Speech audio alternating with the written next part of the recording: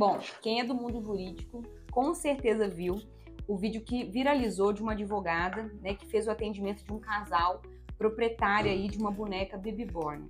E aí a polêmica se instaurou porque ambos queriam ficar com a boneca, etc e tal. Gente, eu acho que a gente precisa manter a sanidade. Não tem nada de novo juridicamente falando nesse caso. Para mim tá muito claro que se trata de um casal que tem um bem e eles são condôminos, né? São duas pessoas proprietárias do mesmo bem ao mesmo tempo. E aí a gente não precisa de nenhuma regulamentação, a gente precisa de resolver esse conflito que existe entre eles. Se fosse um cachorro, se fosse um pet, até acho que o problema seria um pouco mais complexo, porque o animal a gente precisa preocupar com o bem-estar dele. Como ele tem sentimento, então talvez a gente teria que ter um pouco mais de cautela. Mas nesse caso, é uma boneca, é um bem como outro qualquer.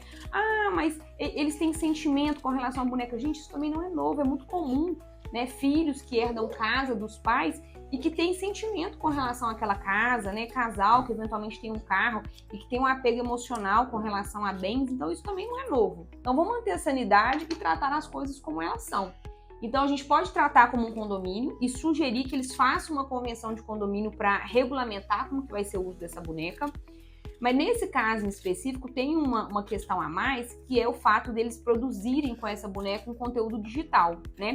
Então aí eu entendo que eles têm uma sociedade de fato, porque ambos contribuíram, né, com bens e serviços para produzir algo e a partilha de si entre os resultados. Então, assim, eles têm uma sociedade em que, pese não haja um contrato social regulamentando isso, existe essa sociedade, eles podem manter essa sociedade, inclusive recomendo que façam um contrato que discipline, né, a relação, como a relação vai se estabelecer, podem fazer um acordo de sócios e tudo mais, mas se não for possível manter a sociedade, quem quiser sair da sociedade deve pedir a sua saída, e aí a gente vai calcular quanto vale a participação dele nessa sociedade, apura o que a gente chama de haveres, e a pessoa que continuar com a atividade paga para quem saiu. Simples, não tem nada demais. Não precisa de nenhuma regulamentação, não precisa de nenhuma norma nova. É só a gente aplicar o que a gente já tem, mantendo aí a sanidade e tratando as coisas como elas realmente são. O que vocês acham? Vocês acham que tem uma complexidade maior aí nesse caso